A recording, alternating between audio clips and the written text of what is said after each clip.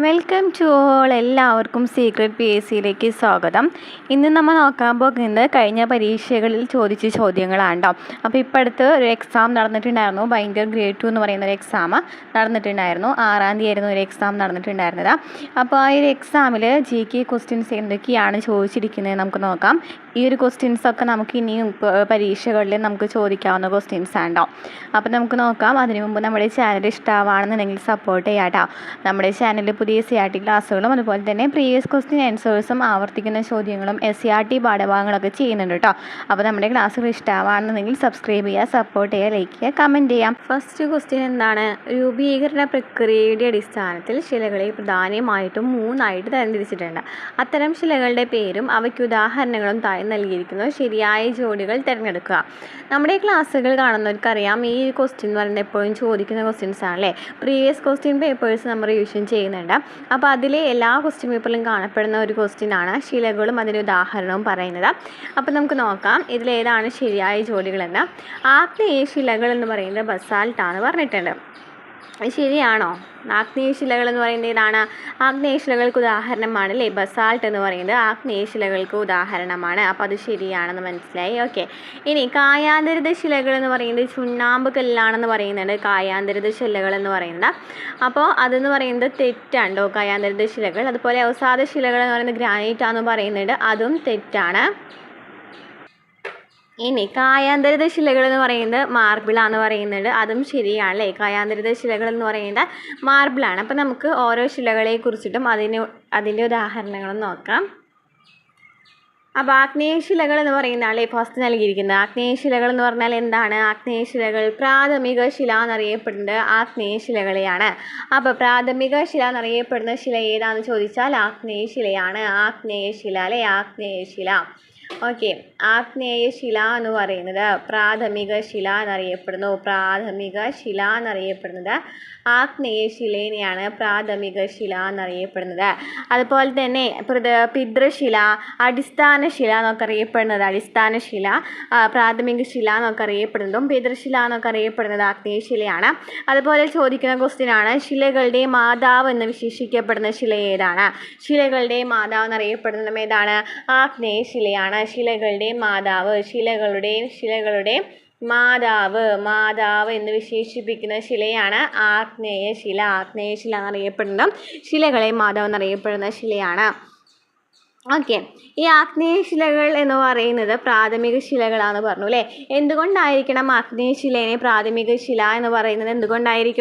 എന്തുകൊണ്ടായിരിക്കാം? മറ്റു ശിലകൾക്കൊക്കെ രൂപമാറ്റം സംഭവിച്ചുകൊണ്ടുണ്ടാകുന്നതായ കാരണം കേട്ടോ ആഗ്നേയശിലകൾ എന്നറിയപ്പെടുന്നത് മാതൃശില എന്ന് അറിയപ്പെടുന്നത്. ഇനി ഫോസിൽ ഇല്ലാത്ത ശില എന്ന് പറയുന്നതും ആഗ്നേയശിലയാണ് കേട്ടോ. ഫോസിൽ ഇല്ലാത്ത ശിലയാണ്. ഫോസിൽ എന്ന് പറയുന്നത് എന്തില്ല? ആഗ്നേയശിലയ്ക്ക് എന്തില്ല? ഫോസിൽ ഇല്ല. ഫോസിൽ ഇല്ലാത്ത ശില എന്ന് പറയുന്നതും എന്താണ്? ഫോസിൽ ഇല്ലാത്ത ശില എന്ന് പറയുന്നതും എന്താണ്? ആഗ്നേയശിലയാണ് കേട്ടോ. ആഗ്നേയശിലയാണ്. ഇനി അഗ്നിപർവ്വതജന്യ ശിലകൾ എന്നറിയപ്പെടുന്നതും ആഗ്നേയശിലേനെയാണ്. അഗ്നിപർവ്വതജന്യ ശിലകൾ എന്നറിയപ്പെടുന്നതും ആഗ്നേയശിലയാണ്. പ്രാഥമിക ശില എന്നറിയപ്പെടുന്നു. പിതൃശില അല്ലെ അടിസ്ഥാന ശില എന്നൊക്കെ അറിയപ്പെടുന്നു. അതുപോലെ തന്നെ ശിലകളുടെ മാതാവ് എന്ന് വിശേഷിപ്പിക്കപ്പെടുന്നു. കാരണം എന്താണ്? ആഗ്നേയശിലകൾക്ക് രൂപമാറ്റം സംഭവിച്ചിട്ടാണ് ബാക്കിയുള്ള എല്ലാ ശിലകളും രൂപപ്പെട്ടിട്ടുള്ളത്. അത് കാരണം ആഗ്നേയശിലേനെ മാതൃശില എന്നറിയപ്പെടുന്നു. ഫോസിലില്ലാത്ത ശില അഗ്നിപർവ്വതജന്യ ശില എന്നൊക്കെ അറിയപ്പെടുന്നത് ആഗ്നേയശിലേനെയാണ്. ഇനി ആഗ്നേയശില ഉണ്ടാകുന്നത് എങ്ങനെയാണെന്ന് വെച്ചാൽ മാഗ്മ എന്ന് പറയുന്നത് തണുത്ത് എറിഞ്ഞുണ്ടാകുന്ന ശിലേനെയാണെന്ന് പറയുന്നത് ആഗ്നേയശില എന്ന് പറയുന്നത്. മാഗ്മ തണുത്ത് എറിഞ്ഞുണ്ടാകുന്ന ശിലയാണ് ആഗ്നേയശില. ഈ ആഗ്നേയശിലേനെ രണ്ടായിട്ട് തരംതിരിച്ചിട്ടുണ്ട് കേട്ടോ. ബാഹ്യജാത ശിലകളെന്നും അന്തർജാത ശിലകളെന്നൊക്കെ പറഞ്ഞ് തരംതിരിച്ചിട്ടുണ്ട്. ഇത് ബാഹ്യജാത ശിലകൾ എന്ന് വെച്ചാൽ എന്താണെന്ന് വെച്ചാൽ ഭൂമിയുടെ ഉപരിതലത്തിന് മുകളിൽ ലാവ തണുത്തുറഞ്ഞുണ്ടാകുന്നത്. നമ്മൾ പറഞ്ഞില്ലേ തണുത്തുറഞ്ഞുണ്ടാകുന്ന ശിലകളെയാണ് ആഗ്നേയശിലകൾ എന്ന് പറയുന്നത്. അപ്പോൾ ബാഹ്യജാത ശിലകൾ എന്ന് വെച്ചാൽ എന്തായിരിക്കും? ബാഹ്യല്ലേ പുറത്ത് തണുത്തുറഞ്ഞുണ്ടാകുന്ന ശിലകൾ എന്ന് പറയും ബാഹ്യജാത ശിലകൾ എന്ന് പറയും. അപ്പോൾ ബസാൾട്ട് എന്ന് പറയുന്നത് ബാഹ്യജാത ശിലയും കൂടിയാണ് കേട്ടോ. ആഗ്നേയശിലയുടെ എക്സാമ്പിൾ എന്ന് പറഞ്ഞു ബസാൾട്ടാണ്. അപ്പോൾ ബസാൾട്ട് എന്ന് പറയുന്നത് എന്തിന് ഉദാഹരണമാണ്? ബാഹ്യജാത ശിലകൾക്ക് ഉദാഹരണമാണ്. ബാഹ്യജാത ശിലകൾക്ക് ഉദാഹരണമാണ്. ആഗ്നേയശില. ക്ലിയർ ആയല്ലോ? എന്താണ് പറഞ്ഞത്? നമ്മൾ പറഞ്ഞു മാഗ്മ തണുത്തുറഞ്ഞുണ്ടാകുന്ന ശിലകളെയാണ് ആഗ്നേയശിലകൾ എന്ന് പറയുന്നത്. അപ്പോൾ തണുത്തുറഞ്ഞുണ്ടാകുന്ന ശിലകൾ പുറത്താണ് തണുത്തുറഞ്ഞുണ്ടാകുന്നത്. ലാവ തണുത്തുറഞ്ഞുണ്ടാകുന്ന പുറത്തുള്ള ശിലയാണെന്ന് പറയുന്നത് ബാഹ്യജാത ശില എന്ന് പറയുന്നത്. അതിന് എക്സാമ്പിളാണ് എന്ത്? ബസാൾട്ട് കേട്ടോ. ബസാൾട്ട് എന്ന് പറയുന്നത് ഒരു ആഗ്നേയശിലയാണ്. ഇനി ബസാൾട്ട് എന്ന് പറയുന്നത് എന്തിൻ്റെ ബസാൾട്ടിൻ്റെ അപക്ഷയം മൂലം ഉണ്ടാകുന്ന മണ്ണ് ഏതാണ്? പരുത്തി മണ്ണ്, കറുത്ത മണ്ണല്ലേ. അതായത് പരുത്തി കൃഷിക്ക് അനുയോജ്യമായ മണ്ണാണ് ഈ കറുത്ത മണ്ണ് എന്ന് പറയുന്നത്. കറുത്ത മണ്ണ് അല്ലെങ്കിൽ റിഗർ എന്നൊക്കെ അറിയപ്പെടും അല്ലേ. അപ്പം റിഗർ ചോസ് എന്നൊക്കെ അറിയപ്പെടുന്നുണ്ട്. അപ്പോൾ ഈ കറുത്ത പരുത്തി മണ്ണ് അല്ലെങ്കിൽ റിഗർ എന്ന് പറയുന്നതാണ് ഈ ബസാൾട്ടിൻ്റെ അപക്ഷയം മൂലം ഉണ്ടാകുന്ന മണ്ണ് എന്ന് പറയുന്നത്. അപ്പോൾ എങ്ങനെയാണ് പരുത്തി മണ്ണ് അല്ലെങ്കിൽ കറുത്ത മണ്ണൊക്കെ രൂപപ്പെട്ടതെന്ന് പറഞ്ഞാൽ എന്താണ്? ബസാൾട്ടിൻ്റെ അപക്ഷയം മൂലമാണ് രൂപപ്പെട്ടത്. ഓക്കെ, ഇനി നമ്മൾ പറഞ്ഞു അന്തർവേദ ശിലകൾ എന്ന് പറയുന്നത് ഉണ്ടെന്നല്ലേ. അന്തർവേദ ശിലകൾ എന്ന് വെച്ചാൽ എന്താണ്? ഭൂമിയുടെ ഉള്ളിലായിരിക്കും അല്ലേ, ഭൂമിയുടെ ഉപരിതലത്തിന് അടിയിലായിട്ട് തണുത്തുറഞ്ഞുണ്ടാകുന്ന ശിലകളെയാണെന്ന് പറയുന്നത് അന്തർവേദ ശിലകൾ എന്ന് പറയുന്നത്. അപ്പോൾ നമ്മൾ എന്തൊക്കെയാണ് പറയുന്നത്? ആഗ്നേയശിലേനെ ബാഹ്യജാത ശിലകളെന്നും അന്തർവേദ ശിലകളെന്നും തരംതിരിക്കാനായിട്ട് പറ്റുന്ന പറഞ്ഞു. ഈ ബാഹ്യജാത ശിലയ്ക്ക് എക്സാമ്പിളാണ് ബസാൾട്ട് എന്ന് പറയുന്നത്. ബാഹ്യല്ലേ, പുറത്ത് തണുത്തുറഞ്ഞുണ്ടാകുന്ന ശിലയാണ്. അന്തർവേദ ശിലകൾ എന്ന് വെച്ചാൽ താഴെ, അതായത് ലാവ ഉണ്ടായി നമ്മൾ പറഞ്ഞില്ലേ. ബാഹ്യജാത ശില എന്ന് വെച്ചാൽ പുറത്തുനിന്ന് പറഞ്ഞു. ഈ പുറത്തിന് താഴെയായിട്ടാണ്, കുറച്ച് താഴെയായിട്ട് ഉപരിതലത്തിന് അടിയിലായിട്ട് തണുത്തുറഞ്ഞുണ്ടാകുന്ന ശിലേനെയാണ് അന്തർവേദ ശിലകൾ അല്ലെങ്കിൽ പ്ലൂട്ടോണിക് ശിലകൾ എന്ന് അറിയപ്പെടുന്നത്. അപ്പോൾ ഇതാണ് ആഗ്നേയശിലകളെ കുറിച്ച് പറയാനുള്ളത്. ആഗ്നേയശിലകൾക്ക് ഉദാഹരണമാണ് ബസാൾട്ട്. ബസാൾട്ടാണ് ആഗ്നേയശിലകൾക്ക് ഉദാഹരണം, അല്ലെങ്കിൽ ബാഹ്യജാത ശില എന്ന് പറയുന്നത് എന്താണ്? ബസാൾട്ടാണ് അല്ലേ. അപ്പോൾ ആഗ്നേയശിലയുടെ ഒരു ഭാഗമാണല്ലേ വരുന്നത് ബാഹ്യജാത ശില എന്ന് പറയുന്നത്. ഈ ബാഹ്യജാത ശിലകൾക്ക് ഉദാഹരണം എന്ന് പറയുന്നത് എന്താണ്? ബസാൾട്ടാന്ന് പറയാം. ഓക്കെ, നെക്സ്റ്റ് നമ്മൾ നോക്കാൻ പോകുന്നത് അവസാദശില എന്ന് വെച്ചാൽ എന്താണെന്നാണ്. അവസാദശില എന്ന് വെച്ചാൽ നമുക്കറിയാം അവസാദശിലകൾ എങ്ങനെയാണ് രൂപപ്പെടുന്നതെന്ന് അറിയോ? അതായത് കാറ്റ്, വെള്ളം, അതുപോലെ തന്നെ ഹിമാനികൾ, തിരമാലകൾ, അതായത് പ്രകൃതി ശക്തികളാണ് ഇവയൊക്കെ. കാറ്റ്, ഒഴുകുന്ന വെള്ളം, ഹിമാനികൾ, തിരമാലകൾ ഇവയുടെ പ്രവർത്തന ഫലമായിട്ട് അവസാദങ്ങൾ അടിഞ്ഞുകൂടി ഉണ്ടാകുന്ന ശിലേനെയാണെന്ന് പറയുന്നത് അവസാദശില എന്ന് പറയുന്നത്. അവസാദങ്ങൾ അടിഞ്ഞുകൂടുക, അതായത് പ്രകൃതി ശക്തികളാണ് ഈ കാറ്റ്, വെള്ളം, ഹിമാനികൾ, തിരമാലകൾ എന്നൊക്കെ പറയുന്നത്. അതുമൂലം പ്രവർത്തന ഫലമായിട്ട് അവസാദങ്ങൾ അടിഞ്ഞുകൂടി ഉണ്ടാകുന്ന ശിലേനെയാണ് അവസാദശില എന്ന് പറയുന്നത്. ഓക്കെ, ക്ലിയർ ആയെന്ന് വിചാരിക്കുന്നു. അപ്പോൾ ഏതൊക്കെയാണ് അവസാദശിലകൾ എന്ന് പറയുന്നത്? ഏതൊക്കെയാണ്? കളിമണ്ണ്. അവസാദശിലകൾക്ക് ഉദാഹരണം ഏതാണെന്ന് ചോദിക്കുകയാണെന്നുണ്ടെങ്കിൽ ചോദിക്കാറുണ്ട് അല്ലേ. അവസാദശിലയ്ക്ക് ഉദാഹരണം ഏതാണെന്ന് ചോദിക്കുകയാണെന്നുണ്ടെങ്കിൽ ഏതൊക്കെയാണ്? കളിമണ്ണ്. ഓക്കെ, കളിമണ്ണ്. പിന്നെന്താണ്? മണൽക്കല്ല്. ഓക്കെ, മണൽ. പിന്നെ ഷെയിൽ എന്നിവയൊക്കെ ഇതിന് ഉദാഹരണമാണ്. എന്നിവയ്ക്ക് അവസാദശിലകൾക്ക് ഉദാഹരണമാണ്. ഇനിയുണ്ട് കേട്ടോ. അപ്പോൾ അവസാദശില എന്ന് പറഞ്ഞാൽ എന്തോ അവസാദങ്ങൾ രൂപപ്പെടാറില്ല, അതായത് പ്രകൃതി ശക്തികളായ കാറ്റും തിരമാലയൊക്കെ വഴി അവസാദങ്ങൾ രൂപപ്പെടാണ്. അപ്പോൾ ഈ കളിമണ്ണും മണലും ഷെയിലൊക്കെ എന്താണ്? ഇങ്ങനെ രൂപപ്പെടുന്ന അവസാദങ്ങളാണ്. ഇനി അതുപോലെ തന്നെ നമുക്ക് ചോദിക്കാം, ജൈവ വസ്തുക്കളിൽ നിന്ന് രൂപം കൊള്ളുന്ന ശിലകൾക്ക് ഉദാഹരണം ഏതാണെന്ന് ചോദിക്കാം. ജൈവ വസ്തുക്കളിൽ നിന്നും രൂപം കൊള്ളുന്ന ശിലകൾ ഏതാണ്? കൽക്കരി എന്ന് പറയുന്നത് എന്താണ്? ജൈവ വസ്തുക്കളിൽ നിന്നാണ്. ജൈവ വസ്തുക്കളിൽ നിന്ന് രൂപം കൊള്ളുന്ന ശില ഏതാണെന്ന് ചോദിക്കുകയാണെന്നുണ്ടെങ്കിൽ കൽക്കരിയാണ്. ഓക്കെ, ഇനി പെട്രോളിയം കാണപ്പെടുന്ന ശില എന്ന് ചോദിക്കുകയാണെന്നുണ്ടെങ്കിലും അവസാദശിലയാണ്ടോ. പെട്രോളിയം കാണപ്പെടുന്ന ശില എന്ന് ചോദിക്കുകയാണെന്നുണ്ടെങ്കിലും അത് അവസാദശിലയാണ്. പെട്രോളിയം കാണപ്പെടുന്ന ശില എന്ന് ചോദിക്കുകയാണെന്നുണ്ടെങ്കിലും അവസാദശിലയാണ്. ഇനി പാലിയൻറ്റോളജി എന്ന് പറയുന്നത് ഇതിനെക്കുറിച്ചുള്ള പഠനമാണ്, ഫോസിലുകളെ കുറിച്ചിട്ടുള്ള പഠനമാണ് അല്ലേ. നമുക്ക് പറഞ്ഞു ഫോസിലുകൾ ഇല്ലാത്ത ശിലയാണെന്ന് പറയുന്നത് ആഗ്നേയശില എന്ന് പറയുന്നത്. അപ്പോൾ കളിമണ്ണ്, മണൽക്കല്ല്, ഷെയിൽ എന്നിവയൊക്കെയാണ് അവസാദശിലകൾക്ക് ഉദാഹരണം എന്ന് പറഞ്ഞു. ഇനി കായാന്തരിത ശിലയും കൂടി പഠിക്കാനുണ്ട് അല്ലേ. കായാന്തരിത ശിലയാണ് കേരളത്തിൽ ഏറ്റവും കൂടുതൽ കാണപ്പെടുന്ന ശില എന്ന് ചോദിക്കുകയാണെന്നുണ്ടെങ്കിൽ കായാന്തരിത ശിലയാണ്. കായാന്തരിത ശില എന്ന് പറയുന്നത് കേരളത്തിൽ ഏറ്റവും കൂടുതലായിട്ട് കാണപ്പെടുന്ന ശിലയാണ് കായാന്തരിത ശില. കായാന്തരിത ശിലകൾക്ക് ഉദാഹരണങ്ങൾ ഏതൊക്കെയാണ് കായാന്തരിത ശിലകൾക്ക് ഉദാഹരണം എന്ന് പറയുന്നത്? ഏതൊക്കെയാണ്? മാർബിള്, അതുപോലെ തന്നെ സ്ലേറ്റ്, പിന്നെ രത്നം, വജ്രം, രത്നം, അങ്ങനത്തെ സംഭവങ്ങളൊക്കെ കേട്ടോ. മരതകം, സൈറ്റ്, നെയ്സ് എന്നിവയൊക്കെ കായാന്തരിത ശിലകൾക്ക് ഉദാഹരണമാണ്. അപ്പോൾ ഇത്രയൊക്കെയാണ് കായാന്തരിത ശിലകളെ കുറിച്ച് പറയാനുള്ളത്. ആഗ്നേയശിലകൾക്ക് ഉദാഹരണം പറഞ്ഞു ബസാൾട്ടാണ്. കായാന്തരിത ശിലകൾക്ക് എന്തൊക്കെ പറഞ്ഞു? മാർബിള്, സ്ലേറ്റ്, വജ്രം, രക്തം എന്നിവയൊക്കെ എന്തിൽ വരുന്നു? കായാന്തരിത ശിലകൾക്ക് ഉദാഹരണം പറഞ്ഞു. അവസാദ ശിലകൾ എന്ന് പറയുന്നത് എന്താണെന്ന് പറഞ്ഞു? അവസാദങ്ങൾ രൂപപ്പെട്ടിട്ടില്ലേ? കളിമണ്ണ്, മണൽക്കല്ല്, ഷെയിൽ എന്നിവയൊക്കെ അവസാദങ്ങൾ രൂപപ്പെട്ടുണ്ടാകുന്ന ശിലകളാണ്. നെക്സ്റ്റ് ക്വസ്റ്റ്യൻ നോക്കാം. ഇന്ത്യൻ ദേശീയതയുടെ ആവിർഭാവത്തിന് വഴിതെളിയിച്ച പ്രധാന സാഹിത്യകൃതികളുടെയും അവയുടെ എഴുത്തുകാരുടെയും പേരുകൾ ചുവടെ നൽകിയിരിക്കുന്നു. ശരിയായ രീതിയിൽ ക്രമപ്പെടുത്തുക. ഇതും SCERT ആണ്. ഫസ്റ്റ് ക്വസ്റ്റ്യനും SCERT ഭാഗമാണ്, സെക്കൻഡ് ക്വസ്റ്റ്യനും SCERT ആണ്. ഇതൊക്കെ നമ്മൾ ഓൾറെഡി എടുത്തിട്ടുള്ള ചാപ്റ്റേഴ്സ് ആണ്.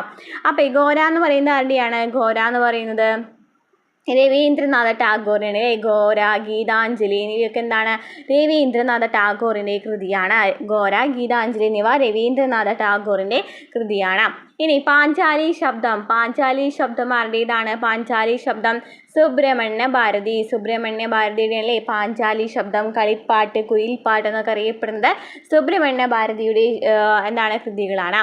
ഇനി ഗോദാൻ. ഗോദാൻ ആരുടെയാണ് പറഞ്ഞത്? ഗോദാൻ ആരുടെയാണ്? പ്രേംചന്ദിൻ്റെയാണ് അല്ലേ? ഗോദാൻ പ്രേംചന്ദിൻ്റെയാണ്.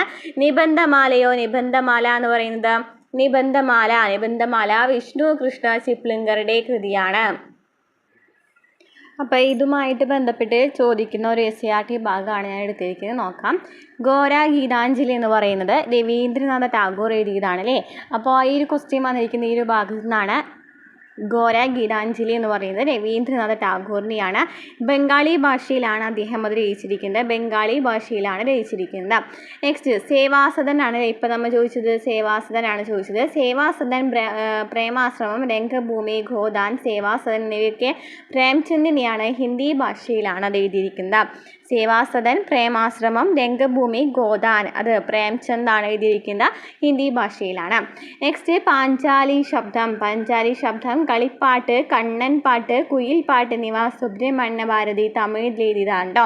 പാഞ്ചാലി ശബ്ദം, കളിപ്പാട്ട്, കണ്ണൻ പാട്ട്, കുയിൽപ്പാട്ട് എന്നിവ സുബ്രഹ്മണ്യ ഭാരതി എവിടെ നിന്നാണ് എഴുതിയിട്ടുള്ളത്?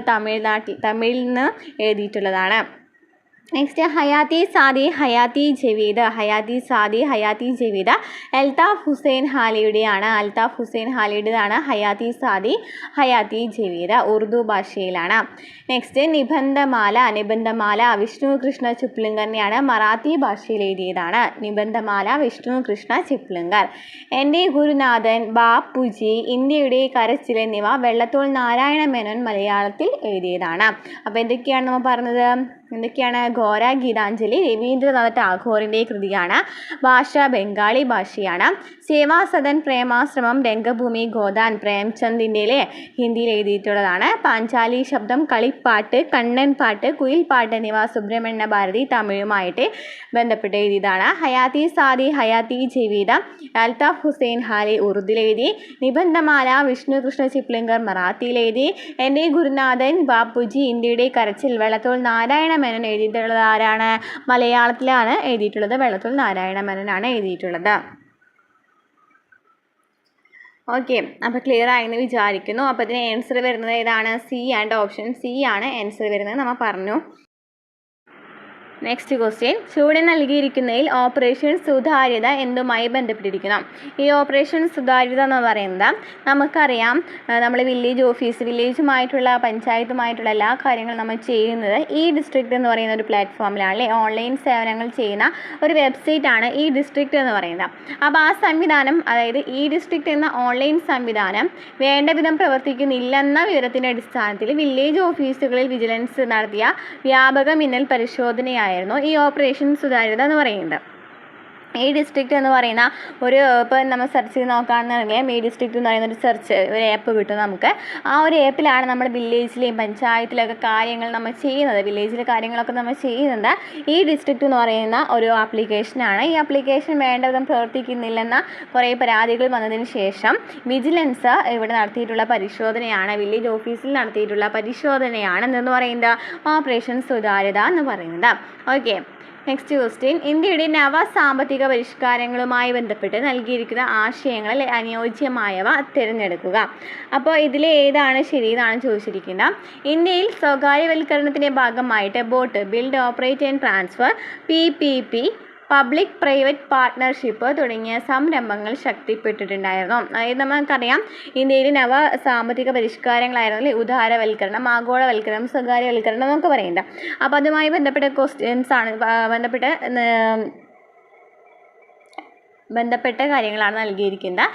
ഇന്ത്യയിൽ സ്വകാര്യവൽക്കരണത്തിൻ്റെ ഭാഗമായിട്ട് ബോട്ട്, അതായത് build operate and transfer PPP, public private partnership എന്ന് പറയുന്ന സംരംഭങ്ങൾ ശക്തിപ്പെട്ടിട്ടുണ്ടായിരുന്നു. ശരിയാണ്ടോ? നിയന്ത്രിത സമ്പദ് വ്യവസ്ഥയിൽ നിന്നും സ്വതന്ത്രമായതും ഉദാരവൽക്കരിക്കപ്പെട്ടതുമായ സമ്പദ് വ്യവസ്ഥയിലേക്ക് മാറി. നിയന്ത്രിത സമ്പദ് വ്യവസ്ഥയിൽ നിന്നും എങ്ങോട്ട് മാറി? സ്വതന്ത്രമായതും ഉദാരവൽക്കരിക്കപ്പെട്ടതുമായ സമ്പദ് വ്യവസ്ഥയിലേക്ക് മാറി. ഇന്ത്യൻ സമ്പദ് വ്യവസ്ഥയെ ആഗോളവൽക്കരണത്തിലേക്ക് നയിക്കുക എന്നതായിരുന്നു പുത്തൻ സാമ്പത്തിക പരിഷ്കാരങ്ങളുടെ പ്രധാന ലക്ഷ്യം എന്ന് പറയുന്നത്. നമുക്കറിയാം ആഗോളവൽക്കരണം എന്ന് പറയുന്നത് ഈ സാമ്പത്തിക പരിഷ്കാരങ്ങളിൽ പെട്ടതാണ്. അപ്പോൾ ആഗോളവൽക്കരണത്തിലേക്ക് നയിക്കുക എന്ന് പറയുന്നത് പുത്തൻ സാമ്പത്തിക പരിഷ്കാരത്തിൻ്റെ ലക്ഷ്യമാണ്. അതുപോലെ തന്നെ നിയന്ത്രിത സമ്പദ് വ്യവസ്ഥയിൽ നിന്നും സ്വതന്ത്രമായതും ഉദാരവൽക്കരിക്കപ്പെട്ടതുമായ സമ്പദ് വ്യവസ്ഥയിലേക്ക് മാറിയിട്ടുണ്ടായിരുന്നു. സ്വകാര്യവൽക്കരണത്തിൻ്റെ ഭാഗമായിട്ട് ബോട്ടും PPP ഒക്കെ സംരംഭങ്ങൾ ശക്തിപ്പെട്ടിട്ടുണ്ടായിരുന്നു. അപ്പോൾ ഇതിലെല്ലാം ആൻസർ നൽകിയിട്ടുള്ളത് ശരിയാണ് കേട്ടോ. ഡി എല്ലാം അനുയോജ്യമായവയാണ്. നെക്സ്റ്റ് ക്വസ്റ്റ്യൻ, കാർഷിക കാലങ്ങളെ അടിസ്ഥാനമാക്കിയുള്ള വർഗീകരണത്തിൽ പ്രധാന കാർഷിക വിളയായ ഗോതമ്പ് ഉൾപ്പെടുന്നത് ഏതിലാണ്? അപ്പം നമുക്കറിയാം ഖാരിഫ്, റാബി, സെയ്ദ് എന്ന് പറയുന്ന ഒരു SCERT ഭാഗം നമ്മൾ ചെയ്തിട്ടുണ്ടായിരുന്നു. അപ്പോൾ അതിൽ നിന്നാണ് ഈ ഒരു ക്വസ്റ്റ്യൻ വന്നിരിക്കുന്നത്. ഏതാണ് ഖാരിഫ് എന്ന് പറയുന്നത്? ഏത് വിളയാണ് ഖാരിഫ് എന്ന് പറയുന്നത്? ഖാരിഫ് എന്ന് പറയുന്നത് നെല്ല്, ചോളം, അതുപോലെ നെല്ല് ജൂൺ മുതൽ സെപ്റ്റംബർ വരെയാണ് അല്ലേ ഇതിൻ്റെ വിളവെടുപ്പ് വരുന്നത്. അപ്പോൾ ഖാരിഫ് വിള എന്ന് പറയുമ്പോൾ നെല്ല്, ചോളം, തിന എന്നിവ വരുന്നതൊക്കെ ഇതിലാണ് ഖാരിഫ് വിളയിലാണ് വരുന്നത്.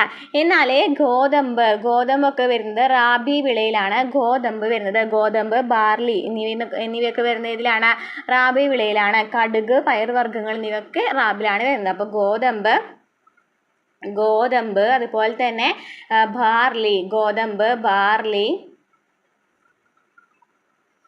കടുക്, പയറുവർഗ്ഗങ്ങൾ എന്നിവയൊക്കെ വരുന്നത് റാബി വിളയിലാണ്ടോ. ഓക്കെ, ഖാരിഫ് വിളയിൽ ഏതൊക്കെയാണ് വരുന്നത്? ഖാരിഫ് വിളയിൽ നെല്ല്, ചോളം, പരുത്തി, തിന, നിലക്കടല എന്നിവയൊക്കെ വരുന്നത് ഖാരിഫിലാണ്. നെല്ല്, ചോളം, പരുത്തി, തിന, നിലക്കടല എന്നിവയൊക്കെ വരുന്നത് ഖാരിഫിലാണ്. പിന്നെ അതുപോലെ തന്നെ സെയ്ദ് വിള എന്ന് പറയുന്നത് പഴങ്ങളും പച്ചക്കറികളൊക്കെ വരുന്നത് ഈ സെയ്ദ് വിളയിലാണ്. കൂടുതലും ഫ്രൂട്ട്സുമായിട്ട് ബന്ധപ്പെട്ട വേനൽക്കാലത്തുള്ള വിളകളാണ് ഈ സെയ്ദ് വിളകളിൽ വരുന്നത് കേട്ടോ. അപ്പോൾ പഴങ്ങളും പച്ചക്കറികളൊക്കെ വരുന്നത് ഇതിലാണ് സെയ്ദ് വിളയിലാണെന്ന് പറഞ്ഞു. ഓക്കെ, ഇനി തിന വിള എന്ന് വെച്ചാൽ ഏതാണ്? തിന എന്ന് പറയുന്നത് ഏതാണ്? തിന എന്ന് വെച്ചാൽ എന്താണ്? ഈ ചെറിയ ചെറിയ പയർവർഗ്ഗങ്ങളെയാണ് തിന എന്ന് പറയുന്നത്. അപ്പം തിന വിള എന്ന് പറയുന്നത്. അപ്പോൾ ഇതിൽ റാബിയും ഖാരിഫും സെയ്ദ് മാത്രമാണ് കാർഷിക കാലങ്ങൾ എന്ന് പറയുന്നത് കേട്ടോ. നെക്സ്റ്റ് ക്വസ്റ്റ്യൻ, 18-ാം നൂറ്റാണ്ടോടെ ഇംഗ്ലണ്ട് വടക്കേ അമേരിക്കയുടെ കിഴക്കൻ തീരങ്ങളിൽ 13 കോളനികൾ സ്ഥാപിച്ചു. തുടർന്ന് മെർക്കന്റിലിസം എന്ന വാണിജ്യ നയം കോളനികളിൽ നടപ്പിലാക്കി. താഴെ നൽകിയിരിക്കുന്ന നിയമങ്ങളിൽ മെർക്കന്റിലിസ്റ്റ് ഉൾപ്പെടാത്തവ തിരിച്ചറിയുക. മെർക്കന്റിലിസ്റ്റ് എന്ന് പറയുന്ന ഒരു നിയമം വന്നിട്ടുണ്ടായിരുന്നു, ഇംഗ്ലണ്ട് നടപ്പിലാക്കിയിട്ടുണ്ടായിരുന്നു. ആ ഒരു നിയമം എന്ന് പറയുന്നത് വാണിജ്യ നയമാണ് കോളനികൾ നടപ്പിലാക്കിയിട്ടുണ്ടായിരുന്നത്. അപ്പോൾ ഈ ഒരു നയത്തിൽ വരുന്നത് ഏതാണെന്ന് ചോദിച്ചിരിക്കുന്നത്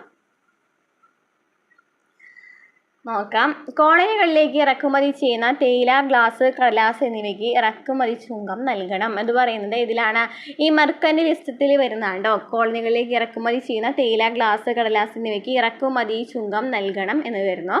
അതുപോലെ തന്നെ കോളനികളിലെ നിയമപരമായ പ്രമാണങ്ങളിൽ ഇംഗ്ലണ്ടിനെ മുദ്ര പതിക്കണം എന്ന് പറയുന്നതും ഈ വാണിജ്യ നയത്തിൽ മെർക്കന്റിലിസ്റ്റിൽ വരുന്നവയാണ്. കോളനികളിലെ ബ്രിട്ടീഷ് സൈന്യത്തിനുള്ള അത്യാവശ്യ സൗകര്യങ്ങൾ ഇംഗ്ലണ്ട് നൽകുന്നതായിരിക്കും എന്ന് പറയുന്നില്ല. പഞ്ചസാര, കമ്പിളി, പരുത്തി എന്നിവ വിവിധ രാജ്യങ്ങളിലേക്ക് കയറ്റി അയക്കുവാനുള്ള അനുമതി കോളനികൾക്ക് നൽകി എന്ന് പറയുന്നുണ്ട്. അത് നൽകിയിട്ടില്ല. അപ്പോൾ കോളനികളിലേക്ക് ഇറക്കുമതി ചെയ്യുന്ന തേയില, ഗ്ലാസ്, കടലാസ് എന്നിവയ്ക്ക് ഇറക്കുമതി ചുങ്കം നൽകണം. കോളനികളിലെ നിയമപരമായ പ്രമാണങ്ങളിൽ ഇംഗ്ലണ്ടിൻ്റെ മുദ്ര പതിപ്പിക്കണമെന്നാണ് മെർക്കന്റിലിസം എന്ന് പറയുന്ന നിയമത്തിൽ, വാണിജ്യ നയത്തിൽ പറയുന്നത്. നെക്സ്റ്റ് ക്വസ്റ്റ്യൻ, താഴെ തന്നിരിക്കുന്ന സിനിമകളെയും അവയുടെ സംവിധായകരെയും തിരിച്ചറിഞ്ഞ് ജോഡികൾ ക്രമപ്പെടുത്തുക. അപ്പോൾ ഇതിൽ ഏതാണ് ശരി എന്നാണ് ചോദിച്ചിരിക്കുന്നത്. നമുക്ക് നോക്കാം. കെ സുബ്രഹ്മണ്യം എന്ന് പറയുന്ന സംവിധായകൻ്റെ സിനിമ ഏതാണെന്നാണ് ചോദിച്ചിരിക്കുന്നത്. ഏതാണ്? പ്രഹ്ലാദയാണ് കേട്ടോ. കെ സുബ്രഹ്മണ്യൻ്റെ സിനിമയാണ് പ്രഹ്ലാദ എന്ന് പറയുന്നത്. ഇനി ടി ആർ സുന്ദരത്തിൻ്റെ ഏതാണിതിൽ? ടി ആർ സുന്ദരം കണ്ടം വെച്ച കോട്ടാണ് കേട്ടോ. TR സുന്ദരത്തിൻ്റെ കണ്ടം ബോച്ച കോട്ടാണ്. MT വാസുദേവൻ നായരുടെ ഏതാണ്? MT വാസുദേവൻ നായരുടെ അറിയാമല്ലേ, എല്ലാവർക്കും അറിയാവുന്നതായിരിക്കും. MT വാസുദേവൻ നായരുടെ ഏതാണ്? നിർമാല്യമാണ്. രാമു കുര്യാട്ടിനെയാണ് ചെമ്മീൻ എന്ന് പറയുന്നത്. രാമു കുര്യാട്ടിനെയാണ് ചെമ്മീൻ എന്ന് പറയുന്നത്. അപ്പോൾ K സുബ്രഹ്മണ്യം പ്രഹ്ലാദ, TR സുന്ദരം കണ്ടം വെച്ച കോട്ട, MT വാസുദേവൻ നായർ നിർമാല്യം, രാമു കുര്യാട്ട് ചെമ്മീൻ. നെക്സ്റ്റ് ക്വസ്റ്റ്യൻ, കാൽബൈശാഖിയുമായി ബന്ധപ്പെട്ട ശരിയായ പ്രസ്താവനകൾ ഏതെല്ലാമാണ്? കാൽബൈശാഖിയുമായി ബന്ധപ്പെട്ടിട്ടുള്ളത് ശരിയേതാണ്? ഉഷ്ണകാലത്ത് പശ്ചിമ ബംഗാളിൽ അനുഭവപ്പെടാറുള്ള ഇടിയോട് കൂടിയുള്ള മഴയാണ് ഈ കാൽബൈശാഖി എന്ന് പറയുന്നത്. ഉഷ്ണകാലത്ത് പശ്ചിമ ബംഗാളിൽ അനുഭവപ്പെടാറുള്ള ഇടിയോട് കൂടി ശക്തമായ മഴയാണ് കാൽബൈശാഖി. ആലിപ്പഴ വീഴ്ചയും കാറ്റും പ്രധാന സവിശേഷതകളാണ്. ആലിപ്പഴ വീഴ്ചയും കാറ്റും പ്രധാന സവിശേഷതകളാണ്. അപ്പോൾ കാൽബൈശാഖിയുമായി ബന്ധപ്പെട്ടത് ഇതൊക്കെയാണ്. ഉഷ്ണകാലത്ത് പശ്ചിമ ബംഗാളിൽ അനുഭവപ്പെടാറുള്ള ഇടിയോട് കൂടിയ ശക്തമായ മഴയാണ്. ആലിപ്പഴ വീഴ്ചയും കാറ്റും പ്രധാന സവിശേഷതകളാണ്. നെക്സ്റ്റ് ക്വസ്റ്റ്യൻ, താഴെ തന്നിരിക്കുന്നവയിൽ ശരിയായ പ്രസ്താവന ഏതാണ്? ഹൈക്കോടതികൾക്ക് എല്ലാ കോടതിയുടെയും മേൽനോട്ടത്തിനുള്ള അധികാരം ഉണ്ടായിരിക്കണമെന്ന് അനുച്ഛേദം 227 പ്രസ്താവിക്കുന്നു. എന്താണ് പറയുന്നത്? ഹൈക്കോടതികൾക്ക് എല്ലാ കോടതിയുടെയും മേൽനോട്ടത്തിനുള്ള അധികാരമുണ്ടെന്ന് ആർട്ടിക്കിൾ 227 പ്രസ്താവിക്കുന്നുണ്ട്. അത് ശരിയാണ്. ഹൈക്കോടതികളുടെ അധികാരിത യൂണിയൻ പ്രദേശങ്ങളിലേക്ക് വ്യാപിപ്പിക്കുവാൻ പാർലമെന്റിന് അധികാരം ഉണ്ട്. ഹൈക്കോടതികളുടെ അധികാരിത യൂണിയൻ പ്രദേശങ്ങളിലേക്ക് വ്യാപിപ്പിക്കുവാൻ പാർലമെന്റിന് അധികാരമുണ്ട്. അതും ശരിയാണ് കേട്ടോ.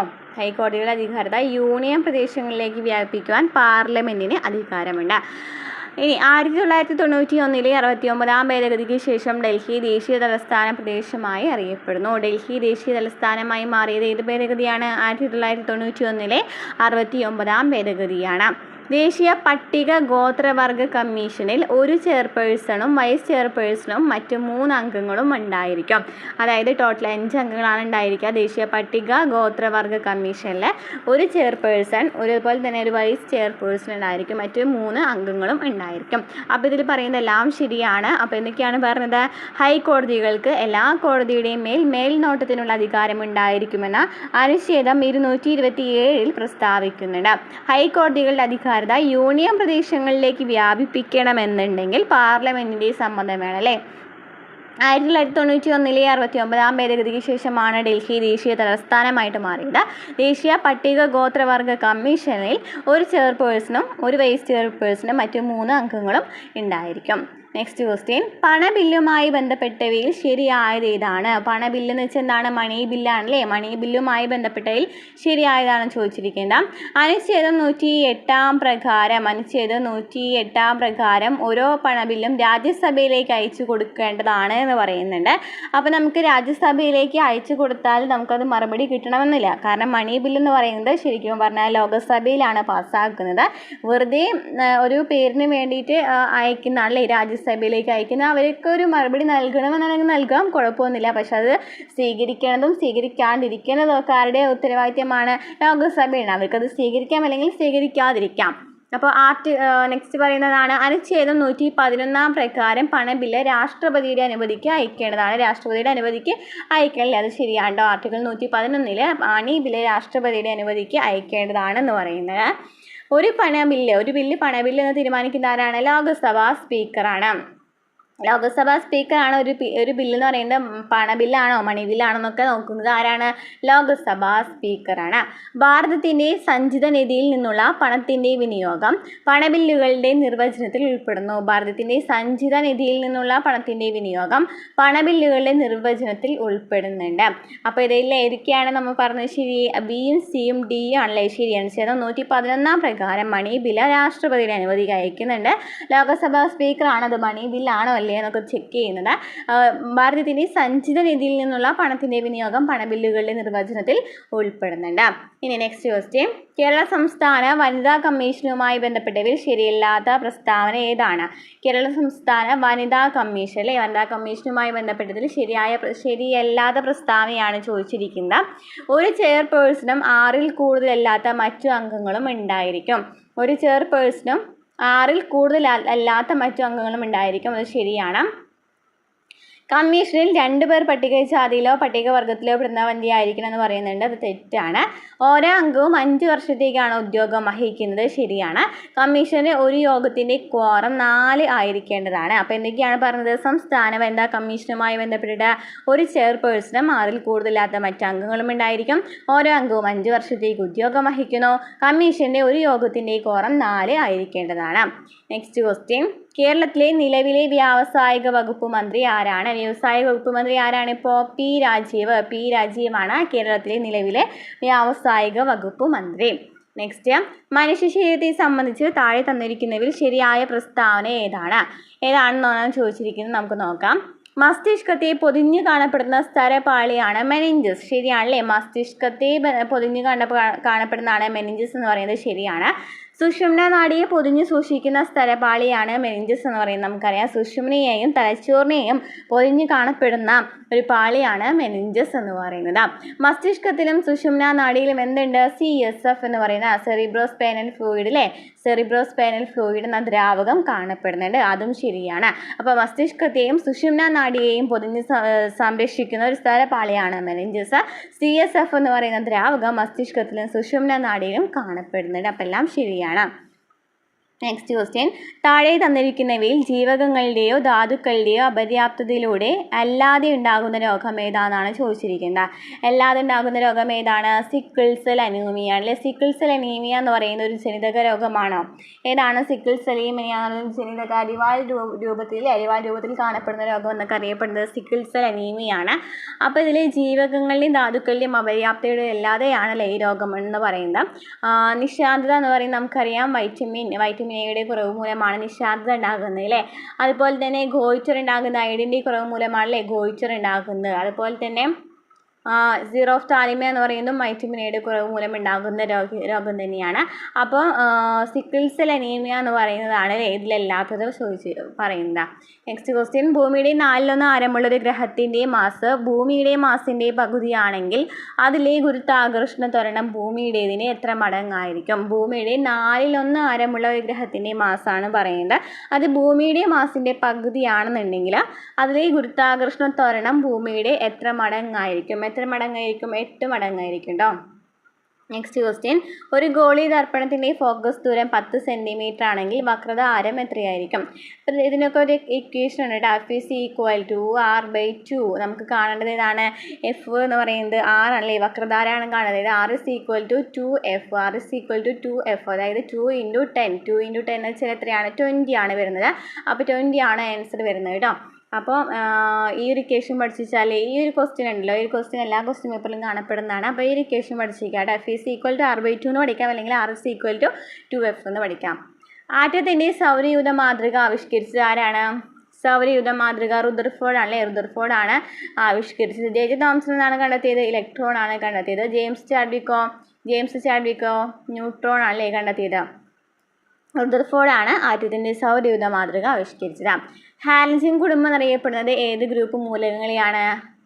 17ാമത്തെ ഗ്രൂപ്പിനെയാണ് ഹാലജൻ കുടുംബം എന്ന് പറയുന്നത്. Next question. താഴെ തന്നിരിക്കുന്നതിൽ ഒരു ഓപ്പറേറ്റിംഗ് സിസ്റ്റം അല്ലാത്തത് ഏത്? നമ്മൾ കഴിഞ്ഞ ക്ലാസ്സിൽ പറഞ്ഞിട്ടുണ്ടായിരുന്നു അല്ലേ? ഓപ്പറേറ്റിംഗ് സിസ്റ്റം ഏതൊക്കെയാണെന്ന് പറഞ്ഞിട്ടുണ്ടായിരുന്നു. അപ്പോൾ വിൻഡോസ്, യുനിക്സ്, ഉബുണ്ടു എന്നൊക്കെ പറയുന്നത് എന്താണ്? ഓപ്പറേറ്റിംഗ് സിസ്റ്റം ആണ്. ജിം എന്ന് പറയുന്നത് നമുക്കറിയാം ഗ്രാഫിക് ഡിസൈൻ എഡിറ്റർ ആണ് അല്ലേ? ജിം എന്ന് പറയുന്നത്. അപ്പോൾ വിൻഡോസ്, യുനിക്സും ഉബുണ്ടു ഒക്കെ എന്താണ്? ഒരു ഓപ്പറേറ്റിംഗ് സിസ്റ്റം ആണ്. നെക്സ്റ്റ്, ഫിഷിംഗ് എന്നാൽ എന്താണ്? ഫിഷിംഗ് എന്ന് വെച്ചാൽ എന്താണ്? വ്യക്തിഗത വിവരങ്ങൾ മോഷ്ടിക്കുവാൻ ആക്രമണകാരികൾ ഉപയോഗിക്കുന്ന രീതിയാണ് ഫിഷിംഗ് എന്ന് പറയുന്നത്. മോഷ്ടിക്കുകയാണ് ചെയ്യുന്നത്. വ്യക്തിഗത വിവരങ്ങൾ മോഷ്ടിക്കാൻ ആക്രമണകാരികൾ ഉപയോഗിക്കുന്ന രീതിയാണ് ഫിഷിംഗ് എന്ന് പറയുന്നത്. ഓക്കെ, അപ്പോൾ ഇത്രയൊക്കെയാണ് GKയുടെ ഒരു പോർഷനായിട്ട് ഈ ഒരു ക്വസ്റ്റ്യൻ പേപ്പറിൽ ചോദിച്ചിട്ടുണ്ടായിരുന്നത്. അപ്പോൾ ക്ലാസ്സുകൾ ഇഷ്ടമാണെന്നുണ്ടെങ്കിൽ സപ്പോർട്ട് ചെയ്യാം. നമുക്ക് അടുത്ത ക്ലാസ്സുമായിട്ട് വീണ്ടും കാണാം.